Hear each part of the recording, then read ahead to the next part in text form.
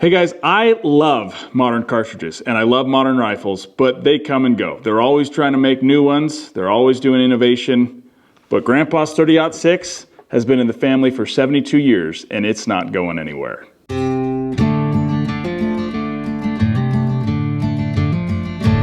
When my grandpa was a kid in the 50s, the best bang for your buck was going and buying a World War I or World War II military surplus style rifle, usually Springfield or an Enfield, and then sporterizing it. It was so much cheaper than buying like a Model 70 or anything like that. So that's what my grandpa did in the early 50s. Him and three of my uncles went and bought military surplus rifles that were still wrapped in storage cosmoline, which is what the military used to store the rifles in. And this has been in the family ever since. He built the stock, he built everything from scratch around that rifle. But what I think is cool is this rifle right here in particular is a Springfield. And my grandpa, kind of told me the history of it a little bit.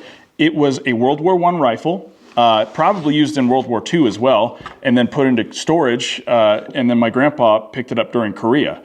And so during the Korean War, he picked it up because they were pretty much, the military was completely switched to the M1 Garand by that point. And he picked this up, I think, for $10 or $11 or something like that. He started out just hunting with the regular stock, but he actually bought a stock blank and made this stock from scratch, essentially, just from a block of wood. He's the one that shaped this stock. He's the one that did everything with this stock. My grandpa was a really handy guy. This stock is a little bit jimmy rigged. You can tell that it doesn't fit exactly right. It's got a Monte Carlo style stock, which I really love a Monte Carlo style stock, and I think it's because my dad and my grandpa really liked them and they taught me to like them. But this butt pad kicks the garbage out of you. I think that's just common with most military surplus 30-06s. They are just not pleasant to shoot a lot of the time. But if you come over here, Landon, you can actually see that the fit, the finish to fit of the wood is not perfect. Like he kind of machined some of that out, and it's good, but it was very much a handmade rifle.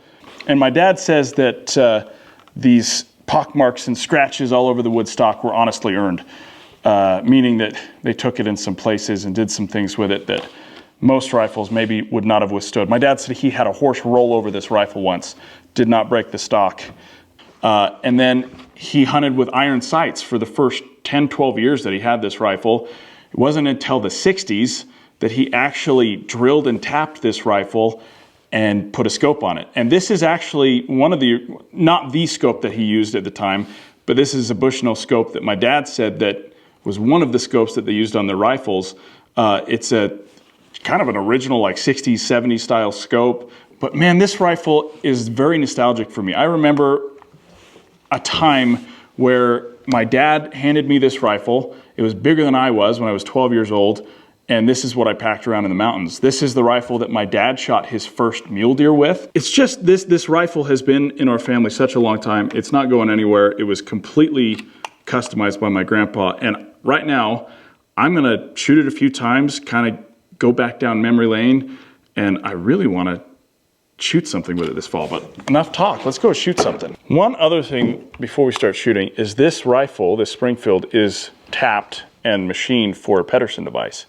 What a Pedersen device is in World War I, they were trying to basically make their rifles semi-automatic. So they had a device that would sit on the side right here that would go through that port, and it would essentially make their rifle a semi-automatic rifle.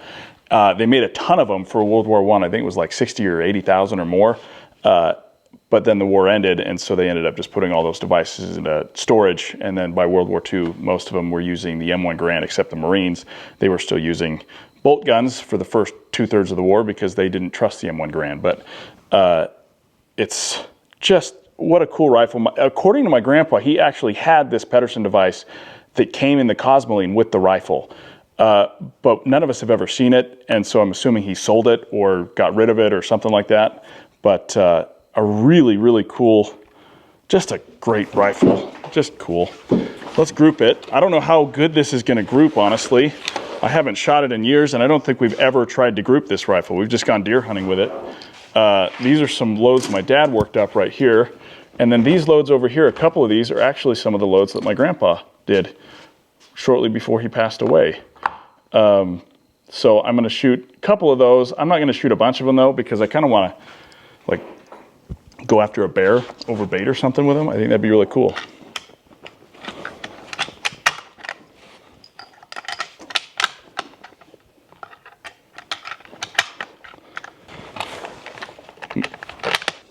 You can't put the safety all the way up, so it only goes on to half safety. The scope is mounted crooked. Both my grandpa and my dad always mounted their scopes crooked, so they're always off cant slightly. They always held their gun a little bit weird, but I'm not changing that. I'll keep it that way.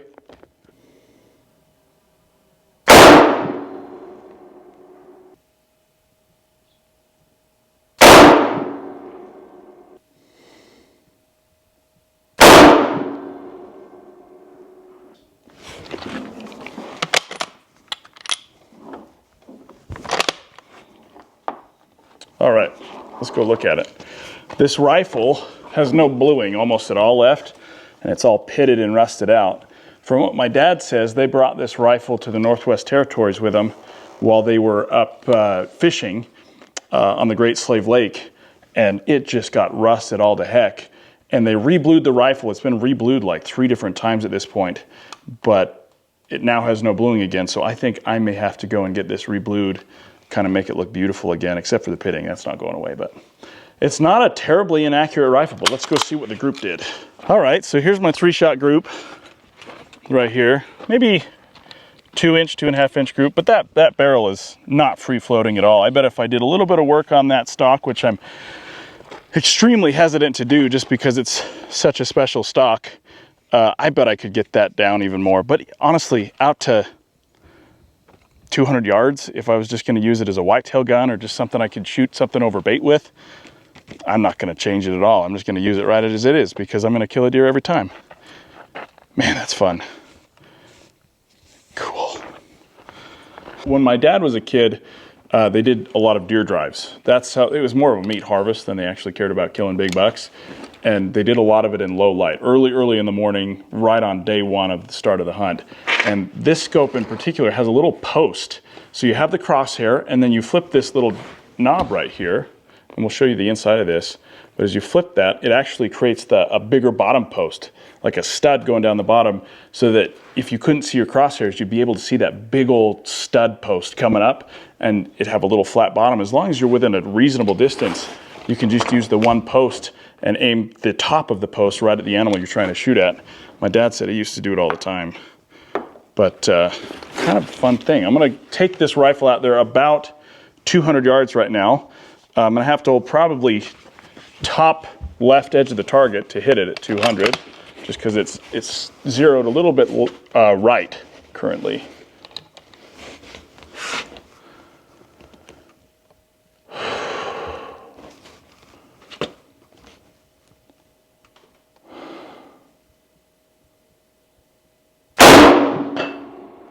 Smacked it. 6-inch target, 200 yards. It's a deer's vitals, pretty easy. We'll send one more down range just to make sure it wasn't a fluke.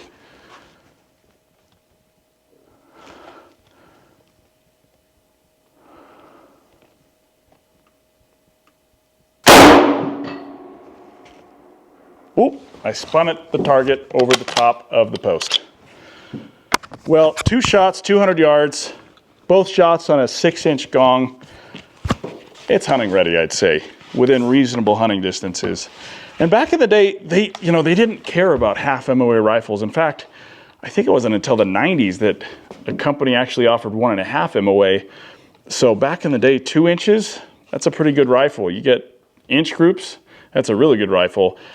And really, from what my dad says, it was like, it's good enough, let's go hunting. And that's kind of what this rifle is the epitome of what my grandpa used, what my dad used. And honestly, even when I was a kid, not all that long ago, most of the guys I knew were hunting with rifles like this.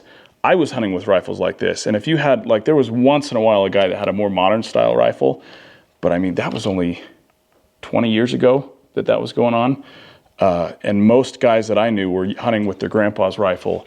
And I was hunting with my grandpa's rifle, so I was the same way as they were.